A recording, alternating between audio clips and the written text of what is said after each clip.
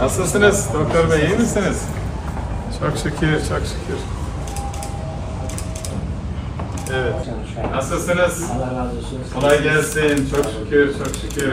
Kolay gelsin. Nasıl, iyi misiniz? Sağ olun. Nasıl gidiyor? Çalışmalar? İyi. Allah kolaylık versin. Allah kolaylık versin. Allah biri kaldırmış yani. Tamam. İyi. Allah muvaffak eylesin. Teşekkür.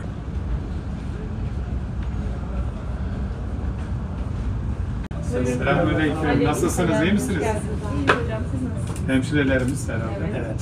Allah kolaylık versin. Cenab-ı Hak yar yardımcınız olsun. Küçük bir Şahane. hastane. Küçük müdahale yapılabilir. Kolay gelsin.